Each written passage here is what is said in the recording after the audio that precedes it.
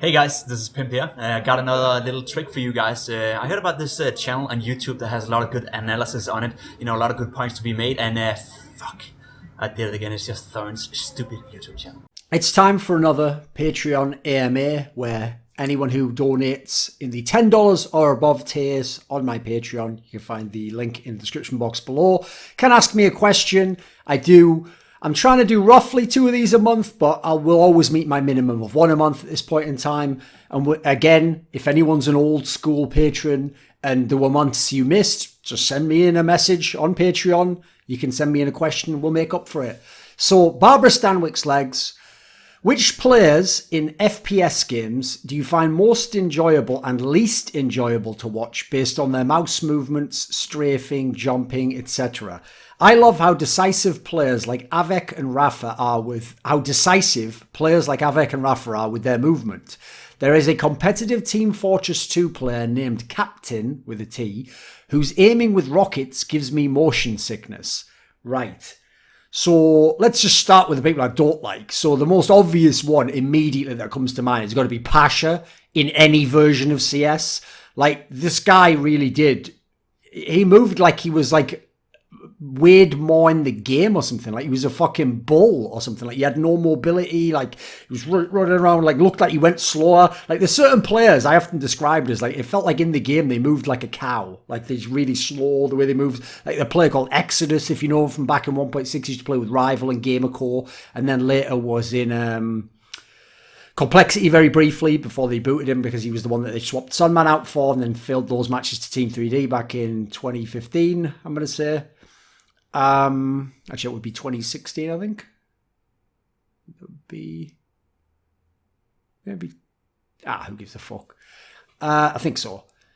Let me see. Who else would we have here? Actually, maybe it was late 2015 because I think maybe that's why they brought someone back for CPL Winter. Like Kirby. Like watching him aim is absolute garbage, isn't it? Like who gives a fuck if he gets a kill? It looks just absolute trash, that like shaking style. That would only be cool if you had like the skills of Nico and you get all the kills. When you do it and then you just miss, like it just makes it look garbage. Like it's a stupid gimmick in my opinion.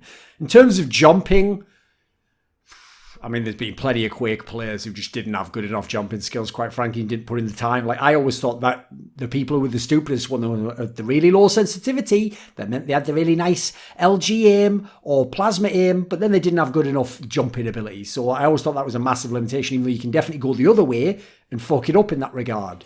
So in terms of people who I liked, if we want to talk about just raw movement and speed, I've got to go with Reload from Quake World because he didn't have like the most clean raw movement like a Locktar or someone, but he just had it where it just looked like it was fun. He just went as fast as he could basically and then fragged you at the same time.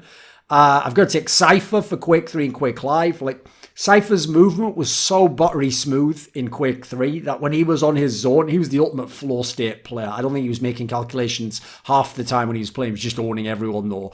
In Quake Live, I think once he hit his peak like 2013 or late 2010, he also was a monster. I mean, there's a whole reason why Kulo couldn't catch him in that fucking QuakeCon 2010 final. The guy he was always escaping by like a pixel. It was crazy. He's always had very strong movement. It's just his other skills are so good, it overwhelms that in people's minds. Kulo himself for dodging. I don't think there's ever been a more genius player in terms of dodging. Like, when he's in his zone, it's like he's just in your brain, just reading what you're going to do. And so it's like watching when like Anderson Silva was at his peak as a Counter-Strike and he was doing all that Matrix shit like Doc and Andrew. Like, just you can't hit the guy. It's so demoralizing. I think actually probably an underrated one would be Fatality. Because first of all, people never commented on many of Fatality's skills. He always had pretty good aim, he had pretty good movement, he had pretty good map control, he had pretty good everything. Like, he was one of those guys, if you had a top trumps card, he'd be like an 8 or a 9 in every regard. Like, yeah, there was people with a 10 for real, there was people with a 10 for movement. But the point is he had the overall skill set that no wonder when he had his consistent practice, he was the best. And also, I don't think people understand, I thought his mouse setup was very clever in Quake 3. What he would do was, he would use low sensitivity, so that when he moved slowly, like with the LG, he was just locked onto you. And also, like, with the rail, he's going to have nice, like, clean, like, up-style movements. But he then used a high mouse acceleration so that if you come up behind him, he can do a 180. Or if he has to move quickly, he can move and get, like, all the air accel. So in my opinion, he had one of the cleverest setups ever in an era when a lot of people just used plain mouse input that, in my opinion, was actually inferior overall. Look at some of the greatest Russian players. They also tended to go more with the lower sense, high acceleration angle. And listen, it takes maybe like a year, 2 years to get used to. But if you do, I actually consider it superior to standard input. It's just maybe not for games like Counter-Strike, although even then I had some theories.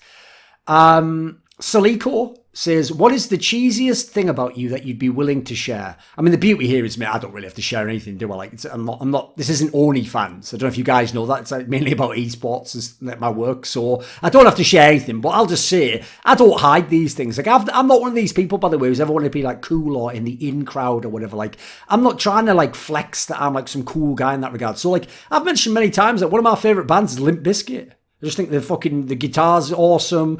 Even the lyrics, which can be quite stupid, whatever. Loads of hip-hop has garbage lyrics. Like, it's just supposed to be fun, isn't it? It's just supposed to be cool. It's supposed to be like an attitude, swagger. I enjoy it.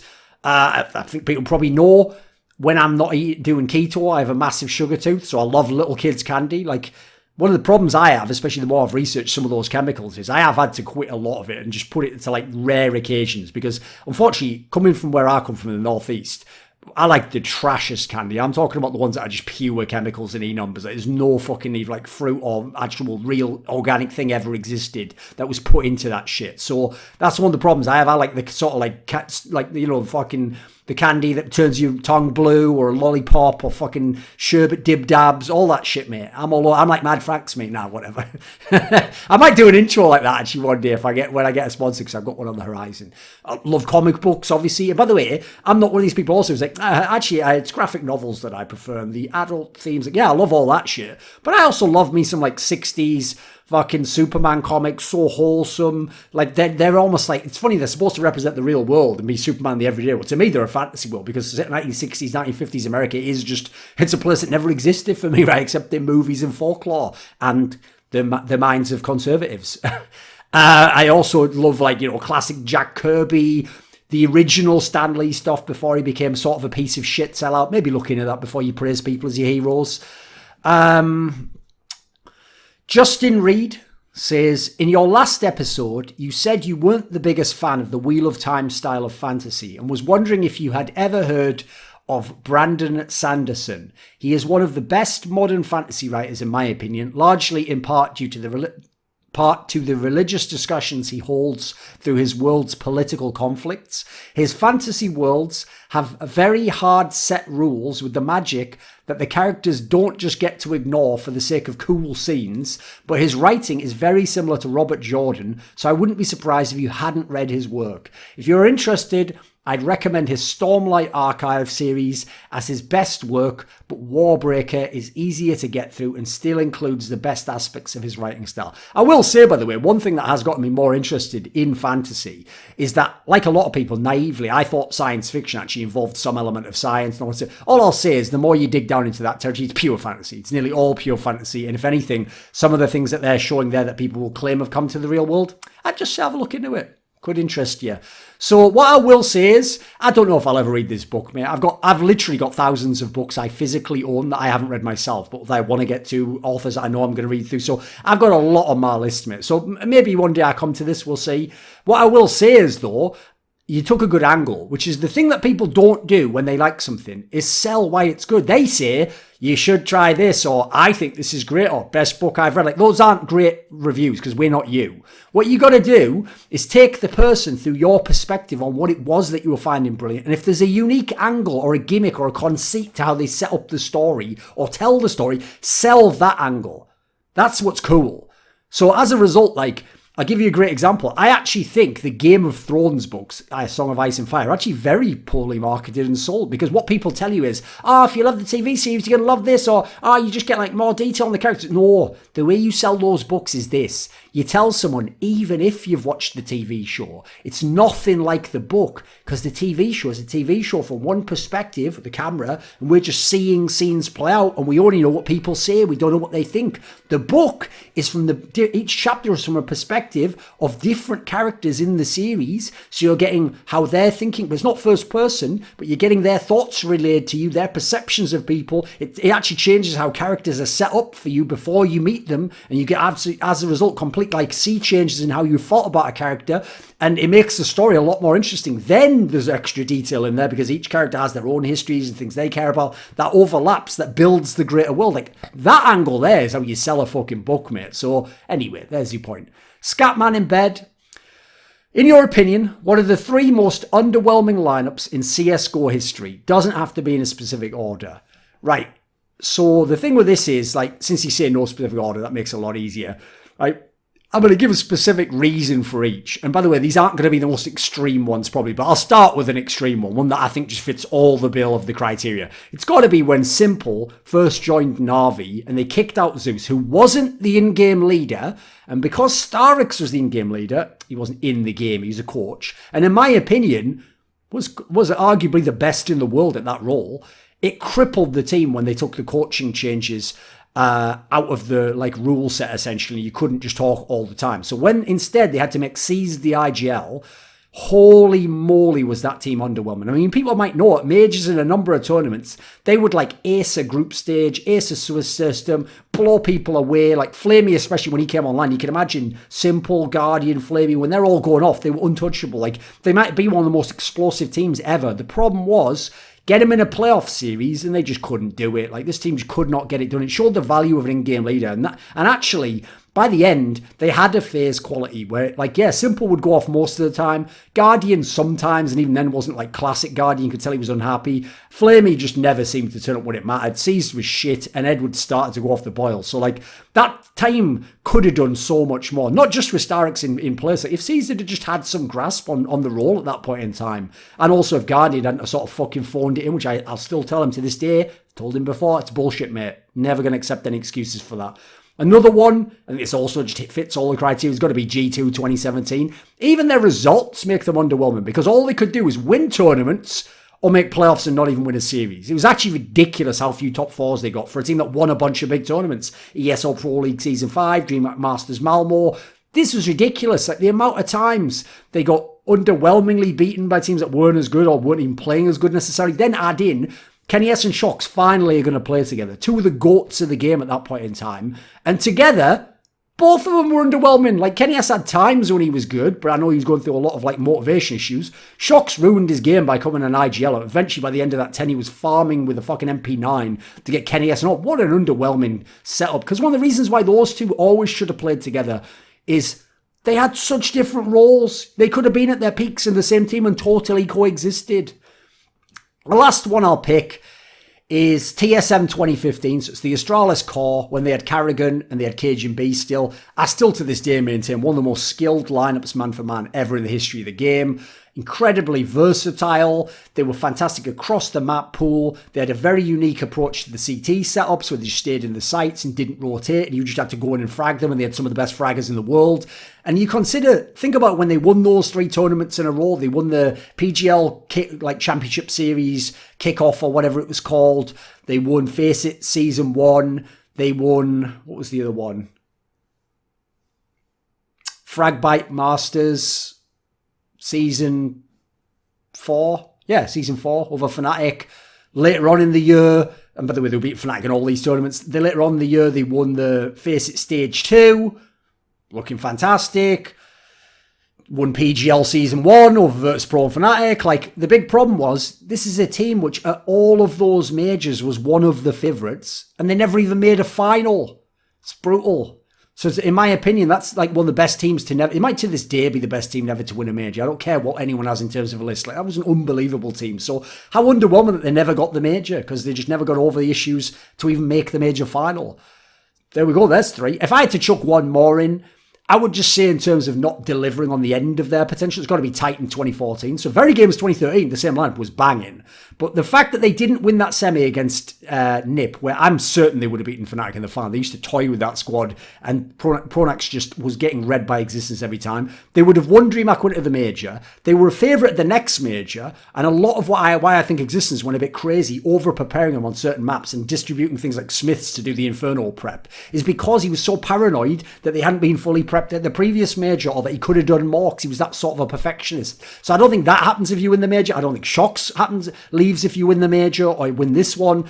Also, I'll add in, they got a team house, which I think was one of the worst moves they ever made. It put too much pressure on people. And then I'll add in, what's the tournament that made shocks leave and the lineup essentially get slightly dissolved and reformulated with Kenny S? It's that they lost to LDLC in the round of 8 of Copenhagen Games 2014. A game I'm now fairly sure, in terms of I think, Cayley cheated in. I think he actually cheated in that train match, and that otherwise they win that game, which would have then made them think very differently about train, previous to their permaban, and that they obviously want to bring into the pool to beat the likes of Nip and Virtus.pro. That could have changed the whole thing, because that is a team that could have had an era. That's a team that could have won multiple majors and had one of the best ever balances of skill, roles, tactics, map. It was an amazing squad. Yes, it had flaws, but that's one of the things. People's mental break when they're in those close finals and they lose them. There's not many players have the ability to come back from that. It changes you forever. Just as if you'd have won, maybe you think completely differently in the rest of your career. Simplord69. Who has become the greatest esports player in their respective game relative to the strength of the scene and accessibility to other good players, such as Solo from South Korea or Nico from Bosnia, any game over history? Right, I think an obvious one to me would be Stefano in StarCraft 2. Like, at a time when, realistically, even Europeans, like, it's way easier to win a weekend tournament, but even then, Europeans didn't very often win your weekend tournaments over the top Koreans. Stefano did it for fun. And this guy I know was living a rock and roll lifestyle as well, not pracking super hard. And he didn't even do shit like learn the new, like, fucking lava inject mechanic, because he was just like, I do not care. And just fucking kept doing it the old way. Like, this guy was bonkers. But look how skilled and how clutch he was in the game. What an amazing player. Solo, as you mentioned, from South Korea. People don't get it. South Korea didn't play Counter-Strike. Even the few people who played FPS played Counter-Strike Online, a totally different version. Or they played, like, Crossfire and games like that. Like, they had nobody practice against. And this guy was one of the best. He was at one point in time, in my opinion, a top 5 player in the world. And he had the all-around game. What a fucking amazing guy. Guardian, I think you've got to say, because he was amazing in Source and he was amazing in CSGO, and again comes from a region that will never be relevant in this game, probably ever. I'd even throw in Neo in 1.6 in as much as it's enough that a player ever got really good from Poland. There was no other player, like Taz was nowhere close to Neo. So the idea that Neo is the GOAT of the game coming from that region without access to all great teammates or infrastructure or orgs, that's just unbelievable. That's why, to me, I always think people overrate Forrest, because Forrest is the equivalent of the Silver Spoon Trust Fund kid whose dad was a great player and taught him how to play and gave him everything and he could just chill. And still, who did he get beaten by? He got beaten by the guy who actually had nothing and grabbed everything. And Neo even took them directly from Forrest. The majors that were supposed to be just going into Forrest's pocket and be a coronation. No, Neo just stole that entire storyline and broke the fucking Matrix. Not just because he's Neo, but because he was amazing. Busty says, I've noticed you have a wide berth of games you follow. I have been a long-time fan of Rainbow Six, particularly a question that we have a lot here, and have watched both the game and the esports scene go through a revitalization over the years, eventually leading up to a massive restructure this year, including planned regular season LAN in NA.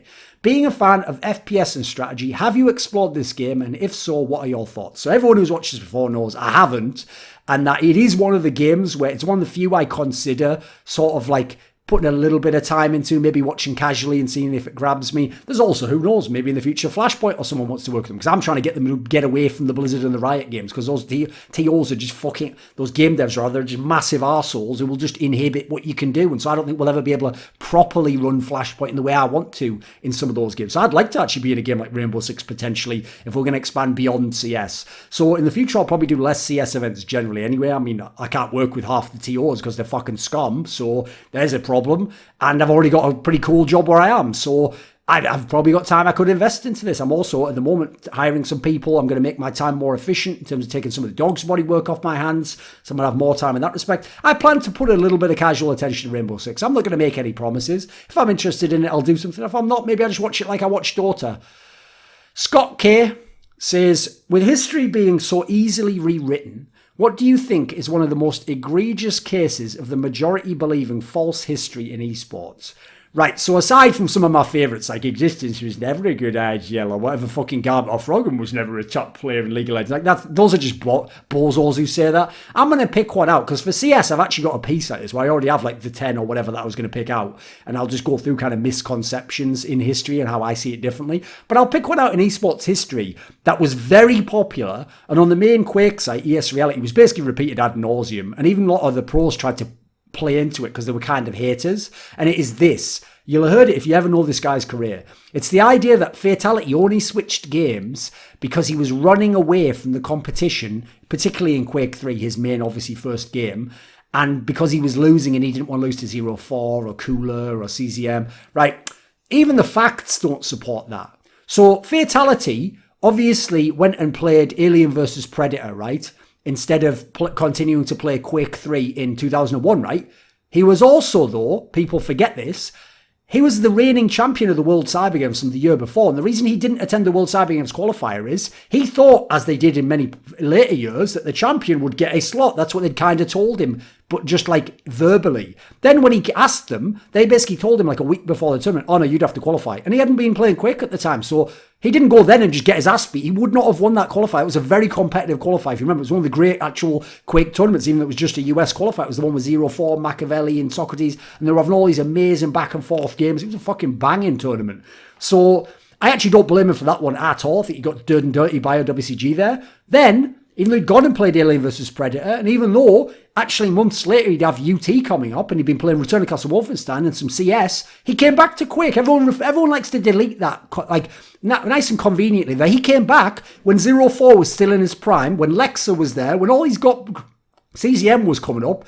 He went to QuakeCon 2002 and he only beat your boy 0-4's ass on 0-4's map and fucking went to third in the tournament. Like, that's legit. He put himself head to head with the people who were the best at the time without being a dedicated player the whole time that they'd been. Then he went to the World Cyber Games 2002 US qualifier. He didn't qualify. He lost in that epic match where Chaotix beat him on like the last second at the teleporter, but he still went and tested his skills. In general, it's a bullshit notion. Fatality attended and took more chances even in Quake 3 than any of the champions you want to list. He went to the European Quake 3 CPLs when other people didn't. They'll be like, I didn't have the sponsor on that. So what? If you thought you were going to win, you might have gone anyway.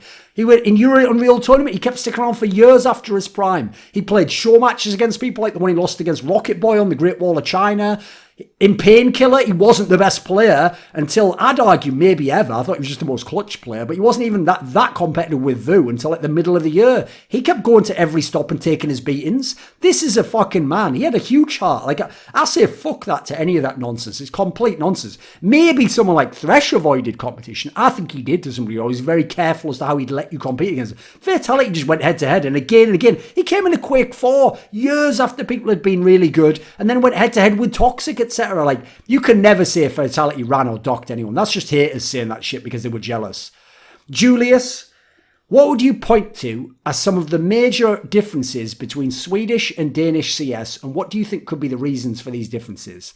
Right, in terms of the CS part, I can give you a pretty good one on that one. I've even done a video about it. It's basically that Danish CS is all about structure and tactics, and you're playing your role. And Swedish CS is about being looser, playing defaults, and then allowing your teamwork to be what wins you the game.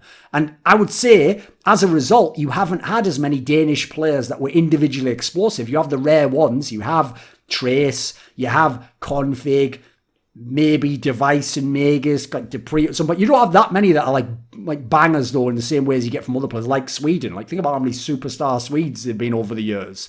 So I think that ties into the thinking and the paradigm they play in. I think culturally, Denmark's closer to Germany, has more of an overlap there. So I think that's a pretty classic like German stereotype, you know, the machine, and you do your part in it, and everyone has to have the orders from above. Like, that's kind of more the German approach. Swedes, they're more loose. You're just expected to understand the social tone, to pretend like you're not overbearing, but that everyone has to just like passively be enforced socially. Swedes are way more passive aggressive as people. They won't have the direct confrontations.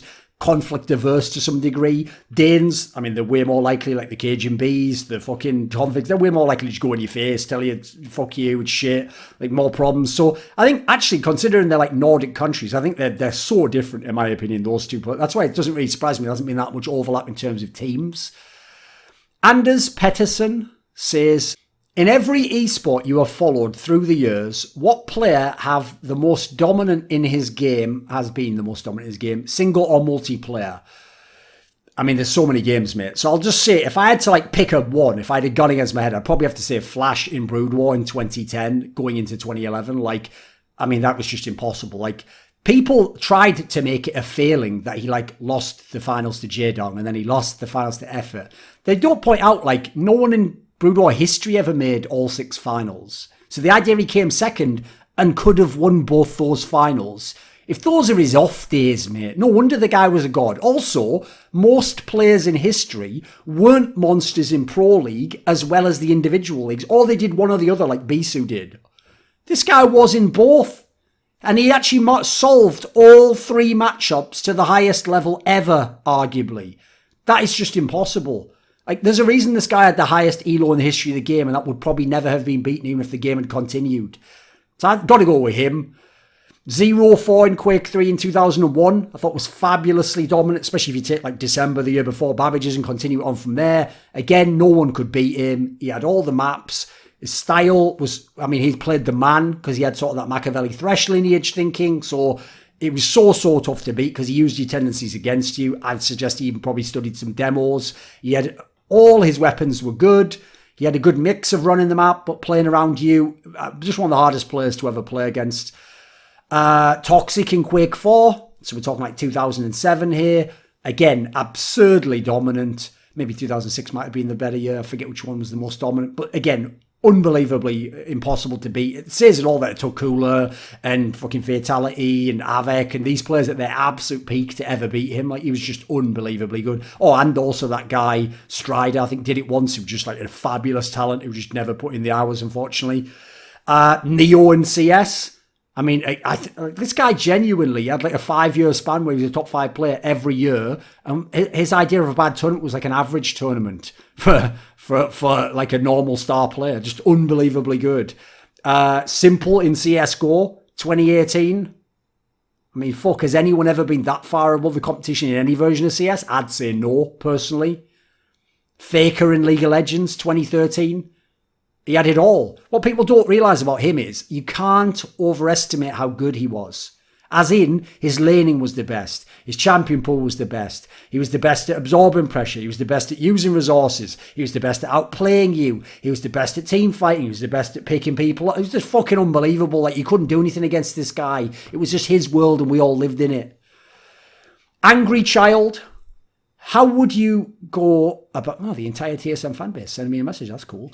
How would you go about establishing a national league in a small country which has next to no CSGO scene? I know it's broad, maybe just your abstract approach. Yeah, what I would do is I'd go top and bottom. So at the bottom, you need a grassroots scene. So set up something like Face It or set up some sort of initiative where there's good servers and people can play there and pick up games so that people start to figure out the basics. Then do an amateur league so that people form teams for fun to play in it. Then to go from the top down so you can have some esports tournaments, try and get some sort of a government grant. I mean, if you can go from this grassroots angle, you can maybe even do some angle of like, I'm bringing in like disabled kids to play or kids in hospital, whatever the fuck. Get the government grant, host some tournaments for semi-pros so they go up to that level. Once they get to the top level, in theory, they can go and play in other teams and get noticed by the rest of the international scene, right? So I'd start at the bottom. In my opinion, that's usually where you fix most problems. That's why the entire world is about media telling you to obsess at the top of the pyramid. Look at the top, look at the top, look at the people far away from you, because then you're never going to look at your own life and your own community and what you could do, which is actually the only meaningful change you can ever enact upon the world.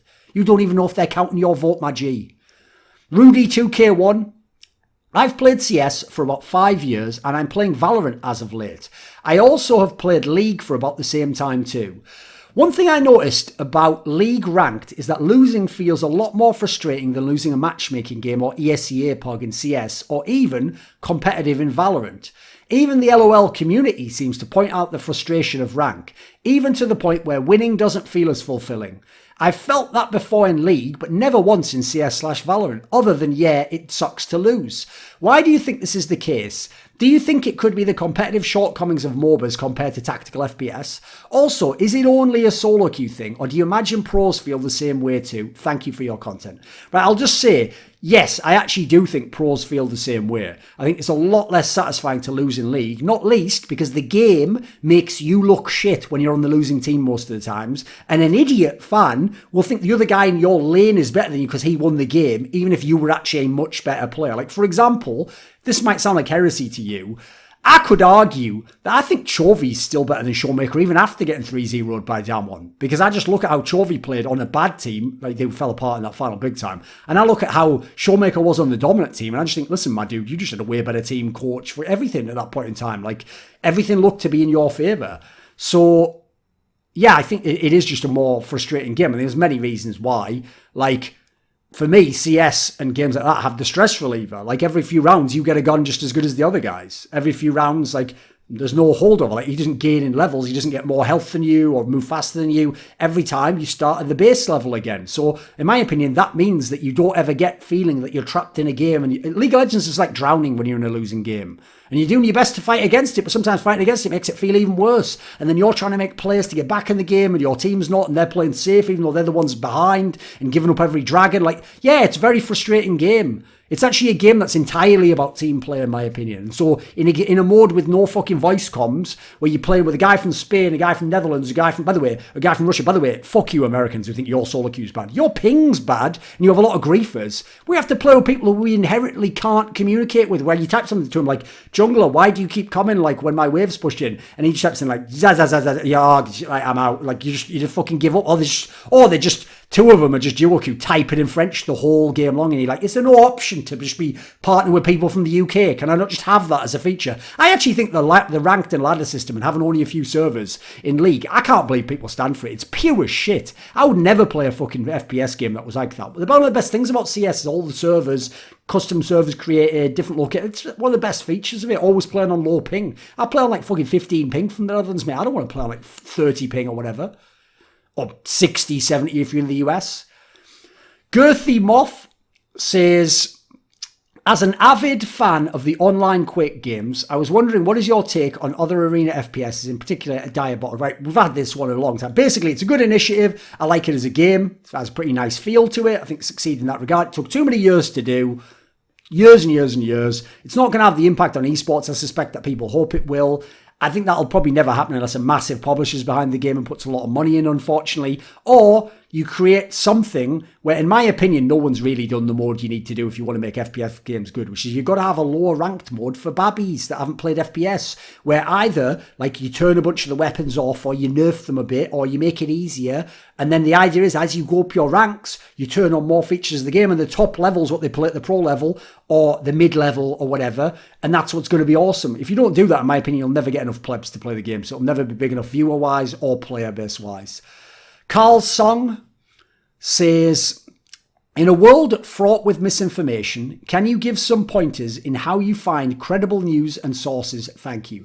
Right, this might sound weird because I might appear like someone who loves the romantic ideal of the journalist, the man who's fighting for the truth, George Orwell.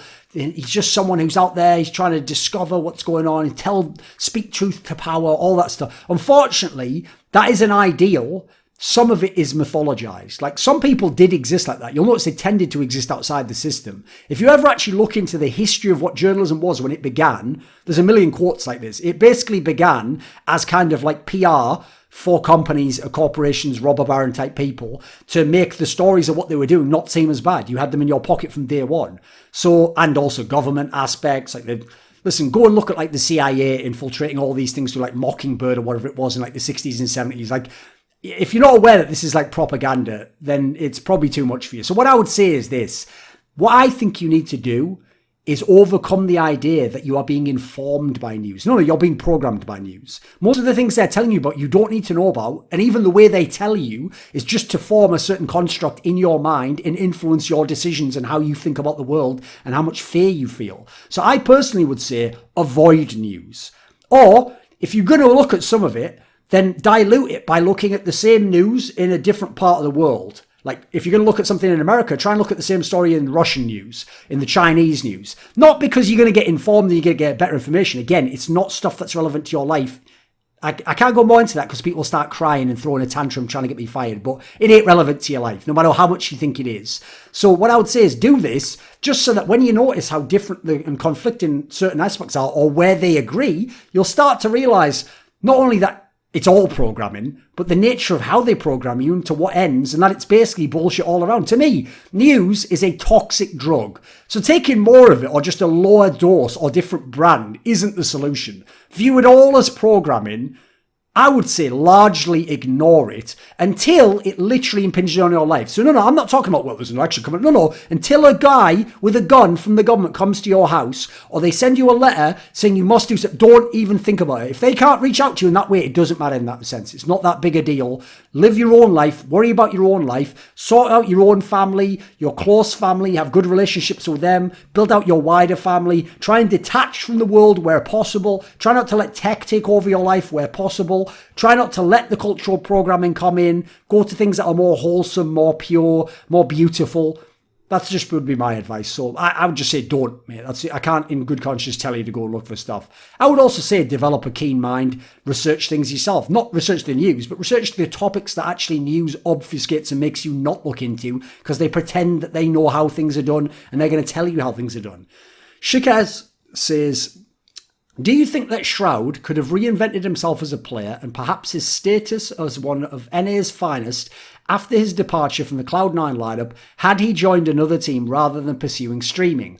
Were there any teams at the time that he could have slotted into well and could have contested C9 and or Team Liquid for best NA team? He was an interesting player to me in that I personally thought that his potential was somewhat wasted in the Stu 2K era of C9, and I feel that he may have benefited from playing under a more experienced leader again, like he did when he had his most impact, in my opinion, under Sean Gers. Yes, but the problem is he didn't have the mindset and the heart for it. Like, he had a terrible competitive mindset. This guy just was fine losing. I'm not joking. You'll have to just take my word for it, but he wasn't someone who had that fire in his heart when he lost. And he didn't have the heart in that sense either. He had way better skills than some of the players who made it and did way better careers than him. But he just didn't have that force in him to drive him to want to be the best. I don't know why. That's just how it was. So stream was actually perfect for him. I agree. If he had an IGL that used him correctly, I think, for example, if he'd have stayed around, someone like Daps could have been a pretty good IGL for him. I think he could have used him well, would have set him up correctly. Just look at how Daps has used players like Cirque, like Kuster. They've never looked better than when he was their IGL. So I think he could certainly have been in other teams, but he should not have been in like a Team Liquid C9 type team where you're just doing the loose, puggy strats. Like, as a person, unfortunately, he had the mindset of a support player with the skills of a superstar. So what a terrible matching that is. He's one of those guys where, listen, put my brain in his fucking body, I'll just be the best player in the world. And I'll dominate and I'll talk mad shit too. I mean, that's not mad shit anyway, but Pedro Rojas says, since you like hypothetical roster questions, here you go. If you made a team with players from non-CS countries, Bosnia, Estonia, UK, Turkey, Indonesia, etc. And now the etc. does leave a lot of interpretation, but I get the kind of the premise. Who would it be and what do you think they could achieve as a squad? No country repeats. RIP Kovacs, and he means by that I can't take Hunter and Nico. Although technically I can, because I've noticed that Hunter is always listed with Bosnian and Serbian nationality, so technically I can just say he's Serbian and take both, but I won't. Not least because I actually think probably overall overlap between them. So actually I don't think this is that hard, but I'm going to make it wild. Like, I'm going to forget the idea they need to speak English, and in some ways this team wouldn't need to speak English. So I'm going to take my IGL's Alex. He said I could have UK. I think he's far and away the best IGL of all these ones we've got available here. I think he'd do a good job. I love the way he used Ziwu. So I'm going to give him Nico as his superstar. It's going to be a semi-loose team, but Alex is going to call some strats. Guardian as an AWPer, assuming he's at his prime, or Oscar. Either of them. I can take either. When they were at their primes, they were fabulous AWPers. Some of the best in the world. I'll take Xantares as my other fragger, because I'm going to say in this team, Alex and my last guy will be the more supportive elements. And these guys, I've got 2-star rifles in Nico and Xantares. I've got Guardian, my AWPer. Xantares can be a very good player. I think Alex could use him well. I don't know that he's always fit into the super tactical teams. That's why I'm actually impressed that they've made him work in big. I'd imagine Toby, their coach, maybe God B have had a big impact. And as my last player, I have to go from a shit country, remember, or a country that's got like no CS history. I don't think this guy needs to speak English to be in my team. I'm going to take somebody from China because I just love this guy's game. He just runs. He's just one of the most maniacal entries I've ever seen. So put him on a team like this. We've got enough aggression. We'll have a sick team here. We're just going to run over all the bomb sites. My coach, I'll obviously take Kassad. Serbian, doesn't fit any of the other people. Nikos from Bosnia, Guardian from Slovakia, Alex from the UK, Zantaras from Turkey, somebody from China. It's a mad lineup, but tell you what, I think that could be a pretty fucking good team. That'd be like the ultimate dark horse. That's what our team would be like. Starkiller Station. Okay, Thorzinho, if you had to pick 5 historic people, Oppenheimer, Julius Caesar, Alexander the Great, Leonidas of Sparta, etc., to start playing CSGO and fill out a roster and make a number 1 team in the world, who would you choose? Of course, these guys are all in their prime, early 20s, hand-eye coordination, reactions, top tier. Right, so obviously this is a bit of a weird one. I'm just kind of having to be creative here because really, like, why would they play CS and how? But I'll kind of allude to the idea that, like, who they were as people or what they accomplished would make them a good fit for this role. So I'll take Napoleon as my in-game leader. I think he's the ultimate archetype of, like, the genius in-game leader who's going to make the calls that make sense to him, even if they seem to flaunt convention. And he'll listen to people when it makes sense to, but then when it doesn't, he'll go his own way. And he has just the will to win at all times. So great in-game leader there. I'll take Muhammad Ali just as one of my, like, general players, because he's just at the heart of a champion, one of the craziest, like, spirits ever in terms of a sports athlete. So I want a player like that in my team to buoy up the team along with my leader. This will be a weird one, but it's my AMA. I'll take the Comte de Saint-Germain, because maybe he actually lived hundreds of years and maybe he was a possible vampire / some sort of occult figure with power. Would obviously just have mad experience living all those different lives and different scenarios. If you're going to be like, well, I said historical figure, go look it up, mate. You know, I'm just saying it's fun. It's my fucking AMA. I'll take Seymour Haiwa, or however the fuck you say his name, that Finnish guy that has, like, the most fucking recorded sniper kills, because he's obviously going to be my AWPer. And as my last person, I'll do a mad one. I'll take, like, Neville Chamberlain can be my support player. Because I'd say, this is a fun deed. Go and look up Winston Churchill's speech upon the death of Neville Chamberlain and how he talks about the virtues of the man and how this is a man who dreamed of a world where peace was possible and you could accomplish things by appealing to the better aspect of people. I want that in my support player. That's what I want. A guy who makes the team work, who believes in everyone in the squad and that they can all be at their best. Like, there we go. There's my 5 characters. Kristen, you've mentioned before, if you didn't work in esports, you may have been a historian. What's your favourite era or civilization to study, right? Generally, I would have probably done stuff like Francis Yates, like occult history or histories and biographies of people like I've never really had good ones done, like Robert Anton Wilson or fucking Terence McKenna, John Dee, sick people like that. I think the obvious one's ancient Greece. It's just a great period for philosophy, for, like, technology that wasn't purely evil and fucking a demonic artifice on the world. Nice balance still between the natural elements of being a man and a woman and all the rest without all the degeneracy that came in the Roman period. As banter, though, I'll say just for fun, maybe I would have been a historian of Lemuria. Again, look it up. James P. says, what is your opinion of the CSPPA rankings? I am not against new rankings coming out, but in my opinion, their rankings are all over the place. I love the idea, an independent ranking, not biased by a website that doesn't reveal transparently how they do it, not biased in the sense of me doing it as an individual, not biased in terms of a TO doing it, and obviously, like ESL has, repeatedly skewing it just to do the things the way you want it to do and to promote your own fucking little circuit. So I want an independent one, but it has to be done well. In my opinion, it needs to be done a mixture of really, really brutal in terms of how you judge the tournaments and ELO systems that beating people gets you points, like in my system. And so the problem with the CSPPA one is it's absolute garbage. Whoever did it obviously didn't understand the basics. The idea they put it out, knowing the results they were putting in the first one, shows me they don't understand anything about competitive Counter-Strike. Their brains are fucking broken that they thought that was good and that people were going to applaud them. And it is an embarrassment and an indictment of that entire organisation that they put that ranking out. And then, by the way, we're expecting people like Flashpoint to pay them 6 figures so that they could work and do their jobs when they're supposed to be the ones keeping us accountable. Get the fuck out my face. Zumba Gaming says, hello, Thorin. I was wondering, what do you think of Wonder, this is the G2 player and who's the top laner in League of Legends, that can seemingly just turn on being amazing in, like, probably the shortest time. He normally doesn't get a lot of credit, but it seems like he just picks up whatever will help the team, like what Expeke and Soaz used to do. So yeah, Expeke and Soaz had that quality. I'd say Soaz a lot more than Expeke, because Soaz would actually just pick champions he'd never even played before. Like, the guy was unbelievable. I think one of the true geniuses. So we're talking about players, and I'd put Wonder in this category, who have that genius quality to them. First of all, you'll notice a lot of them can play a different style than their main strength. when they need to. And they're the guys who, as you say, they flip a switch and they can just do that. They're that special. So I would say like Soaz is a prime candidate.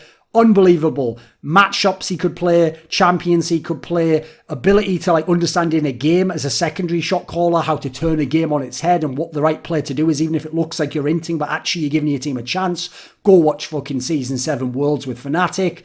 I've got to say Stefano, like that story of him winning WCS Europe, the first one, was it the first one? Yeah, the first one, I think. Where he, in the Globen, where he arrived after like no practice for a week. He came hungover off the flight and tired and jet lagged. He didn't bring his gear and he still rocked everyone. That's real. That's not even made up. There's no movie element to that. That is real. I was there. Saw it with my own eyes. I knew connections within his org and the other teams. Even the other competitors couldn't believe he was doing that shit. It was unbelievable because his game sense was just God tier. His sense for how to engage on people, how to avoid being collapsed on. One of the best positional players in RTS history. Shocks in CSGO. Again, the stories are not exaggerated. This guy could be partying till 2 a.m. in the club, play a game at 10 a.m. the next day and be the best player in the world and win all the clutches and do it all from intuition. He wasn't a super genius guy cerebrally, but in terms of the game, one of the highest game IQs I've ever seen. Reminds me of Dennis Rodman in that sense. Idiot in real life, not entirely, but just very unusual. And then, it's certainly not a genius in real life, but then in the game, an absolute bona fide genius, like unbelievable mind for the game. I'd even say if you want to go look in sports, a guy called David Nabaldian was like this in tennis. He literally could beat the best players in the world, but then would like fuck around, get fat, not put in the effort, like just like coasted when he was good. Like he'll never know what that guy could have accomplished. Could have been one of the greats. Could have really contended with like Federer. And like what people don't know is Federer's era wasn't weak. It's just there was a bunch of players where I think too much money coming into the game allowed them to be too rock stars. So Safin, Nabaldian, there was a whole bunch of them at that era where if they'd have had like the mindset of the Djokovic's and the Nadals, this would have been an amazing era of competition. And some of them would have won more slams, by the way. Spoon-fed 89. If you had to choose a team for each member of the GOAT Astralis to join, which teams would you choose? Now, this is a great question. This is a very creative one. I like this. So what I'm going to do is I'm going to pick a team that could speak English or their chosen language, first of all, Danish in that case. So it has to be English or Danish. Or I'm going to pick a team that's like, they wouldn't speak the language, but we're just putting them in the team stylistically because it makes it more fun. So for device, we'll start with the best player. The obvious one's North, because I tell you what, MSL has never had a true elite tier primary AWPer. Nico was washed when he was in his team, Nico with a C. KGB wasn't elite tier enough. MSL himself wasn't good enough. And Yogi was a bomb by the time he got to North and Optic. So give him Device. And actually, I think Device will have even more MVP performances because they'll be played around completely and they could be a very good team. Listen, you need better teammates as well. But those two pieces right there, the start of an extremely good team. If not North, I think the obvious team to me would be a team like Big. I think about what they could do tactically with a person like Device. I think he would even be their dream AWPer, quite frankly. That could make them the number one team in the world if you put him in instead of Sirison. Dupree, I'm going to go and put in Mad Lions, right in the Bobski's slot. He's got more experience than Bobski. Is he a better player? I'd argue Bobski's slightly better now, but then again, we are on LAN again. So I think this could just put that team over the top. There's the player they need, and he could be the superstar of that team along with Acor. They could be one of the best teams in the world. I think they could immediately be like a 6th, 5th best team in the world, maybe. If not that, then I'd like to put him in Ents, in Ariel's spot. Again, I think with the fragging quality of the team, Finns will play aggressively if you put the right pieces in there. I think Ariel, for me, never quite lived up to the billing of what he was doing in terms of his role. He just happened to have the MVP in that amazing series against Astralis. I'd love to see Dupree play in that team. For Glaive, now listen, if I just want to have fun, I'm going to put him in Naviana. Because, like, listen, I know from the fact that they've had Zeus and the fact that now they have Blade, they'll listen to tactics. They'll do things very structured. Russian players will. People don't know that. They have this image of, like, they're just rushing headlong. No, that's just, like, weird teams like Vega Squadron. Like, actually, the Russian teams generally like to play very slow and, in theory, systematic play. Maybe it comes from the Soviet era, I don't know. But I think Glaive, if you give him the Navi pieces, could do amazing shit. And they would listen to him, by the way. So he'd have insane firepower. If not them, the obvious one's Team Liquid. Just pop him in Nitro's slot. Fucking hell, that would be amazing. Imagine what he'd do with those pieces. And by the way, they're also players who would all listen to him, whether or not they'd be the best or not. And also, I think Glaive would play more. Like, you have to remember, Glaive, when he came back in Rogue, didn't want to be an in-game leader. Maybe he'd even like to play a loose style now and not play super tactically. Maybe part of that's being with Zonic and with the players he has who needed a bit of hand-holding. Magisk, first one that comes to my mind is Mouse Sports. Pop him in Frozen Spot. Fucking hell, they'd be an amazing team. That is I mean, they don't have Woxic anymore, so I guess that's an issue, right? But the one where they had Woxic still, that's a team, that might be enough to make them number one. Like, that's a really special team right there with him in their spot. Vitality would be another fun one. They've already got the aggressive elements. They've already got Shox and Ziwu. Just pop him in instead of Misuta, maybe. I think this guy could be a fucking god. I think there's so much he could do. I think they'd love a consistent player like that, just adding consistent fragging to an already good team. For Xipnix, the obvious one to me has always been FaZe Clan, because the fact to me that Nico didn't understand they needed a Xipnix, a Taco, an MBK, the fact he didn't get that they needed those players, it tells you everything you need to know about Nico, the IGL. If not that team, maybe G2, put him instead of like an Amanek or a Jax or something. Again, they're a team that actually gets into a lot of close games and scenarios where they've just lost it. Like, he might be able to shore that up, add a little bit more clutch factor. And you've already got the skills elsewhere in that team. He'd bring some stability to that squad.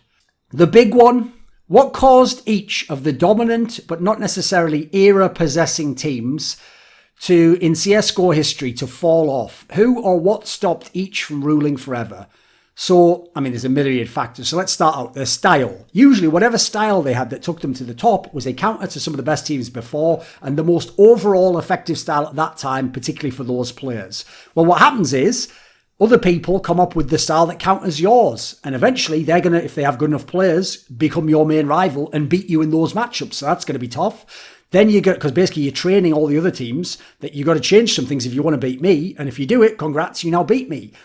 Similarly, not innovating and revolutionising your own game, which in my opinion Astralis did many times. They didn't just have one continuous team and style. So repetition, like look at teams like Nape, like Fnatic, like Virtus Pro, like SK. These are teams that thought we've cracked the game, we've solved the game. Envy, we can just keep doing the same thing over and over again forever. And if it doesn't work, that's just individual mistakes. It's not the style no longer being the best. Recruiting, teams tend to recruit players to try and counter you. How did Team Liquid counter Astralis? They recruited even more skill. How do you overcome, let me think. How do you overcome FaZe Clan, who have all the skill but not that great at team playing tactics? You go team playing tactics like Astralis did. So recruiting's a great way to do it. I think individual form drops. Odds are when you become the best, most of your players are going to be in very good form.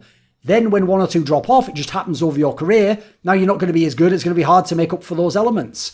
I think ego is a big one. Ties into a lot of the things I've just mentioned. Thinking you're the best, not believing anyone can beat you, not giving up-and-comers credit that they could beat you. There's a big problem. People like Nip did that a lot to Astralis back in the day.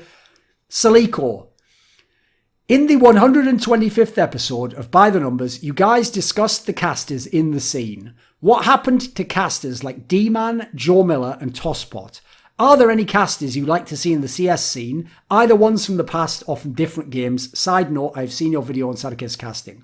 Right, the problem with people like D-Man, Joe Miller and Tosspot is they either went to other games, like CS wasn't their only game, they were in the era of multi-games, and quite frankly, most of them just wanted other jobs in the industry. D-Man's the only one, as far as I know, who tried to keep going. The career wasn't that good until recently. You used to get paid like an okay person's wage for working a lot and in shit conditions, mega long days. So a lot of them couldn't hack the stress and the uncertainty. A lot of people now can't. It's just that they get paid so much better and have better conditions that they can last a bit longer. So I'll tell you right now, there's a number of casters I want from other games in CS, but I'm going to be selfish. I don't particularly care about the play-by-players. I want people in who are the really sick. Like the only play-by-play maybe I'd like is like Doa or Uber. But in terms of like people who I want the collar casters. I want the guys who get really enthused about their game, learn everything they can about their game and come over. So I've got 4 names for you. Mr. X, I didn't know him from Call of Duty, but I've been very impressed with him in Overwatch. I love his style and he also has good entertainment skills. Monty, I know he does Flashpoint, but he just hasn't invested the time. Like, he hasn't fallen in love with Counter-Strike enough, in my opinion, to get invested enough where he wants to give his opinion and be the analyst. Like, I told him, you should be an analyst on this show. Just start now, we'll gradually work you in, and one day you could do it as a full-time game. If you did Overwatch, you could definitely do CS, but I just don't think he loves the game in the same way. But I think if you look at the way he set up some of the terminology and the paradigms in League of Legends, I'd love to have him in the game. Obviously would make talk shows more fun, and he has the banter element. Artosis, one of the best nerd out minds, knows how to... One of the best things that Artosis has is knowing how to celebrate greatness. I love the way he really gets enthused in that way. And then the last one I'll pick will be... Who else would I want in terms of, like, color casters? I'm sure I had another one that I'm forgetting now. Because I wouldn't take, like, LS. I think he's better as an analyst. Oh, Wolf from Overwatch. Because this guy's been a top analyst in StarCraft, Heroes of the Storm, on Overwatch. So I have no doubt he could do it if he can. His problem is there's no Koreans, so you might not care in that regard. I think these guys would be fucking amazing in Counter-Strike, and we'd love to have them. Some of them, I'll give you a teaser, you might see some of them in the future. If I can get some of these guys into CS, I'll make it happen.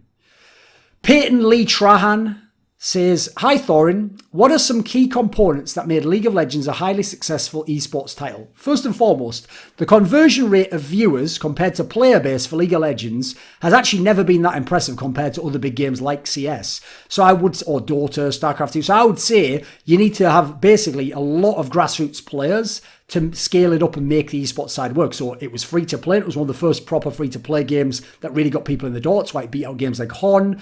It appeals to women. That is a big deal if you want to get a lot of people playing the game, in my opinion. I think they've also, in certain countries like the Asian countries, as a result, been able to tap into the idol market in a way like for K-pop idols, soap stars, that you wouldn't get in the West. I think it's an easier game than any other game, even Dota and Hon, etc. That makes it more appealing to noobs and plebs who can play it. You have Asia involved in the game, so you have millions and millions of people already playing there in LAN cafes. And then, yeah, number 5 is it has an esports scene that has never dropped the beat. It's always been continuous. And as a result, the sporting aspect might keep you following the game and then playing solo queue, even if you're not as interested in the pure game on its own that there might have been if there had been no esport. A Crunchy Captain says, with this current success of the bubble model in leagues like the NBA/NHL, do you believe that an esports bubble could work for a tournament like the CS Major? Well, first of all, League of Legends Worlds is about to use one, so yes.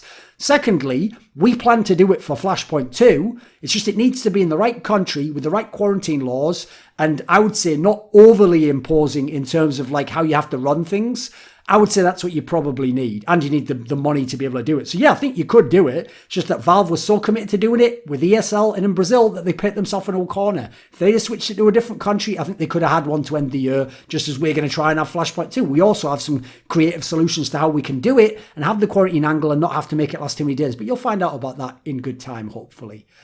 Nicholas Ryback says, what are your esports equivalents to the big 3 classic Spurs players, Manu, Tim Duncan and Tony Parker? And then he says that, bonus question if you want to do Bruce Bourne and Greg Popovich. I won't do those ones, but what I'll do is this. I'll tell you what I think of with each of the players, and then I'll pick a player that I think fits it. So Tim Duncan is obviously about mastering the fundamentals, throwback game, super solid player, doesn't have big highs, but always hits his mark, just makes it so that he's like the foundation you can build your team off of. So 2 players that immediately come to mind would be Elige. Again, he's got a throwback game. He's not trying to be the crazy aim, high frag in that way. He's trying to just grind you down with the fundamentals. And he's one of the best I've ever seen it. He's got so few weaknesses to his game.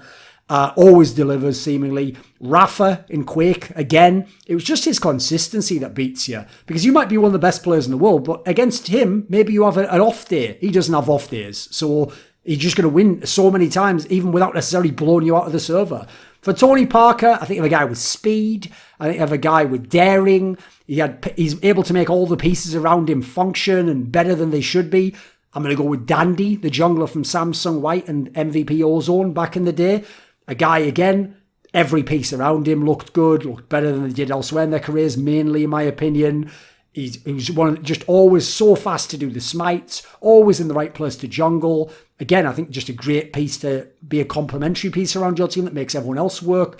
For Manu Ginobili, so we're talking about an all-round game, great contributor, a lot of heart, not necessarily a superstar, but a good star, like a star you want to go along as a sidekick with another superstar. The obvious names to me would be like Dupree from League of Legends, CSGO, obviously. For such a great entry player, what a fantastic clutch player, a guy who seems to have like a good team morale boosting element to him.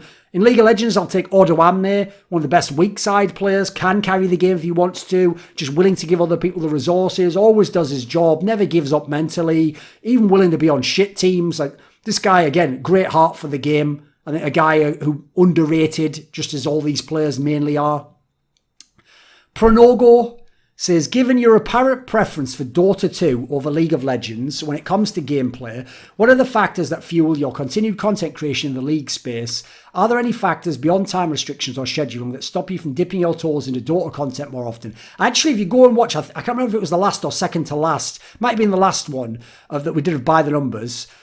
So maybe 129, 125. Go watch that one, because in one of the viewer questions they ask us about Dota basically, and I kind of give my thoughts there as to why I would do more content. But I'll just say the Reddit's just shit. It'll never be upvoted.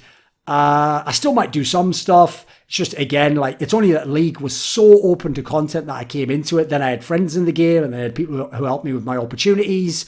People haven't really done that for me in Dota generally. It's not a big deal. I'm not complaining about it. It's fine. They can have their own scene. As a game, I think it's way better. Like, I think the whole levels being about the stats being more than the items is a way better approach. I notice it's a lot easier to kind of like farm your way back into the game in Dota, which I love, and make plays from behind. I think you can just be way more creative with your lane assignments, with the meta of how you play, with the comps that you pick, how you want the win conditions that you have in a game. It's less by the numbers or on the rails like League is. So, yeah, there's a lot of factors I prefer about it. I think it's even got a cooler game, open circuit. I mean, the only real downside is it doesn't have Korea involved, right? And it has some of the most arsehole fans to ever play any game in the history of the fucking universe. And also apparently fostered a bunch of fucking potential rapists, allegedly. Impulsive. Shako is never picked and has always been non-existent in the pro scene, despite being a powerful solo queue champion at times. Is there unutilized potential, or is the champion just unplayable competitively? The key thing there is when you say a powerful solo queue champion, you mean for us scrubs, like the 98% of us that are in gold, silver, bronze, and fucking iron, right? Yeah, it's powerful at those levels, but the main reason why is because you can snowball it early, you can clear camps without a leash, and if people don't know how to play against you and can't recognise the clone, which is a fucking hallmark of low-level players, it looks OP. At pro levels, none of those things apply. You will get your shit pushed in, you won't scale, you won't get that early lead, you won't get ganks off, people know how to play around you, they will just kill you, they won't go after the clone. Like, it just won't work in that regard. Like, there's a reason why it'll never be a top one in my opinion. Also, people would just draft the fuck against you in pro play and just destroy it with comps. So, in my opinion, that's why. Apollo, if you were to build an all-star team for CSGO and 1 for 1.6, which players would you pick for each role, and which resulting team would have been more dominant over its respective era? Right, for this one, I'm ignoring language difficulties, although quite frankly, everyone here could speak English well enough. It's not a problem. So for 1.6, I'm going to take my star player's Neo. He's just the best player. He's a multi-purpose player. He's got an amazing mentality in massive games. The guy just pretty much doesn't lose. He can be beaten, but he doesn't lose. Kogu's going to be my AWPer, because I personally think he was the best overall AWPer, and crucially, he's self-sufficient. I think people like Markov had a team built around them, as did Fraud. Kogu's the only one I think is purely self-sufficient and equally as good. Amazing consistency AWPer. Again, rarely has bad games at his prime when he wasn't playing football on the side. For my IGL, I'm going to go with Executor. Not the best IGL ever, but a very good mind for the game. Likes to run things in a structured manner. Has played with some of the great IGLs in the game. Is a champion. Is a clutch player himself in clutch round scenarios like a Zipnix. Way better than you'd expect. Just a born winner. I'll have as my lurker, I'm going to take Element. A guy who just can read the game, knows where to be, knows where to put himself, can even frag better than you'd expect looking at his aim, can be a secondary IGL. Him and Executor was sort of the sleeper OP combination for an IGL combo in NOA, in a Neolithic. And as my last player, I want an entry here. I want an aggressive player. I want a guy who runs in first. I'm going to take Gox. I'm not going to take Forrest because I don't think Forrest had the mindset and the heart in the finals. Gox was a killer. This guy had swagger. He had balls. This was a guy where if he got the best spawn on T-side nuke, he was always rushing the ramp. And he was going to fuck you up if he got there. So I think this would be a fantastic team. This would be an amazing squad. CSGO, I'm going to take Kenny S as my star AWPer. Best AWPer in the history of the game. Maybe ever in any game. I'm going to take Simple as my hybrid. He can AWP when he wants. He can rifle when he wants. He's just the best player ever, let's face it. Nico's style would fit with Simple, so I'll take Nico as my semi-lurk. He's going to win me clutches, mid-round cleanup. I'm going to take, because I always thought he was just a better version of Coldzera in some regards. I'm going to take Zipnix, maybe not as good in clutches, as my support player. Amazing support, obviously. He can anchor sites, can play all the dirty roles. I'll take Enclave as my in-game leader, because as I alluded to in an earlier question, I think he can play most different styles. He can even frag a little bit. I think, here's the thing. Just because of the nature of the game, I don't think you can be as dominant in CSGO. So I think the CS 1.6 team would be the most dominant. I think it's actually a near unbeatable team. I think that's a really special squad. I've also kind of crippled a lot of the other great teams in history to make it. So tough shit for you, right? Let's see how many more I've fucking got here. Ooh. Let's see. I'll see if I can get through all these. Matt Henry, which sounds like someone's just using the names of my favourite casting duo.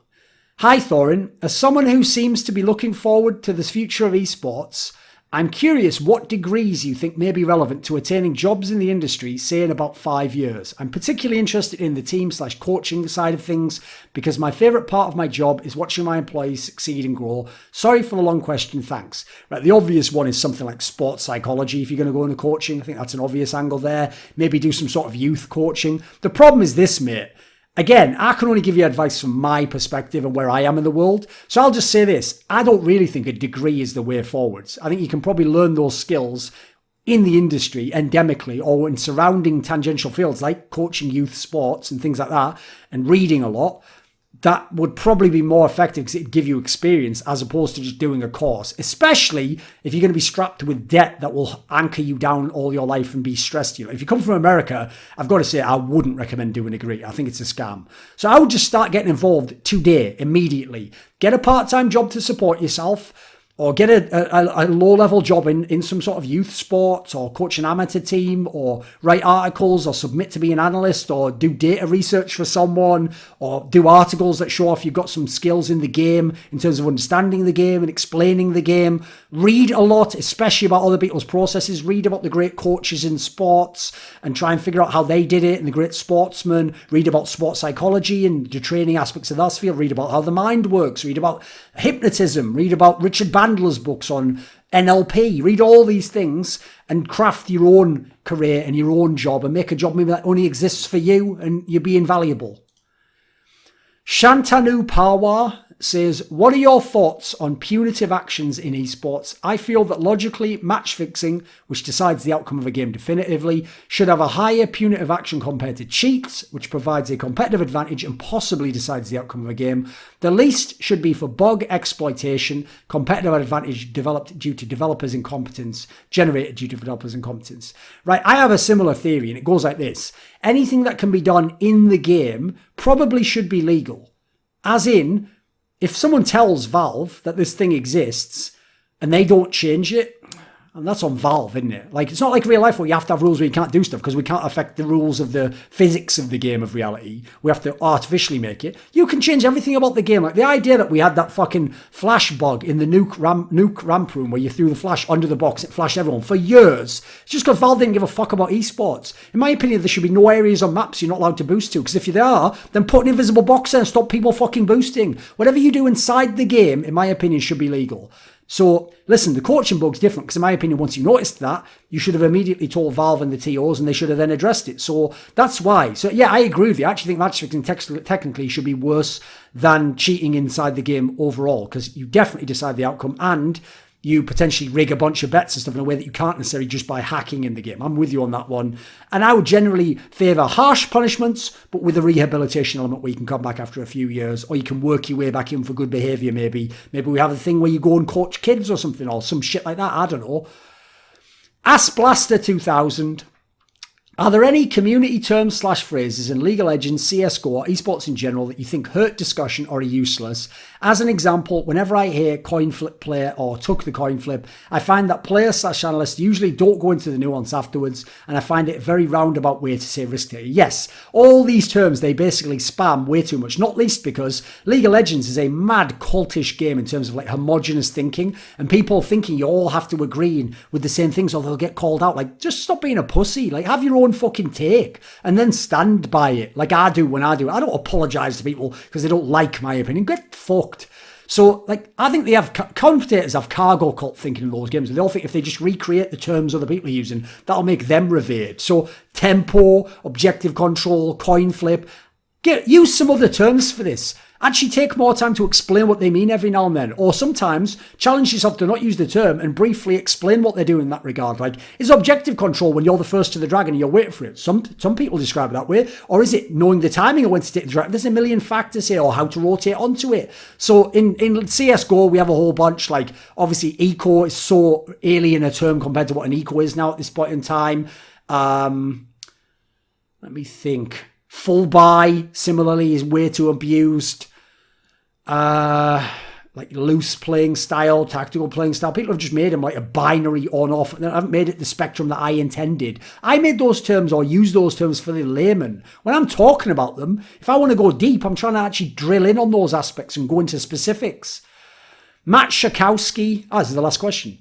I would like to know if you have read Jerusalem by Alan Moore, and if so, what were your thoughts? You introduced me to Alan Moore, and I'm grateful for that. Right, I haven't, but I'm very much looking forward to it, and I own it as a book. But the thing is, when I have people who I think are great artists, I've noticed you can't just like binge all of their content because you won't really enjoy it. You have to rewatch it 3, 4, 5 times. And when you watch it in your life also affects what you get from it. So I also try to kind of wait until a moment in my life where synchronicity, something else tangential or related or that makes me think of it, comes up, that makes me think to read it. And I tend to find as a result, I have some crazy experiences where I open a book that I've had for years to a page when I'm reading through it, I'm even reading it slowly, and then the day I open it with a certain chapter, it talks about a fact that's going on in my life or in my career or something I'm trying to change right then. So I kind of like almost let the fates dictate in that way. And I also like to savor really good art, whether it's music. Like, for example, like I'm a big fan of certain bands where I've never even listened to some of the more recent albums because I'm still listening to the 10 albums I liked in the 70s or something.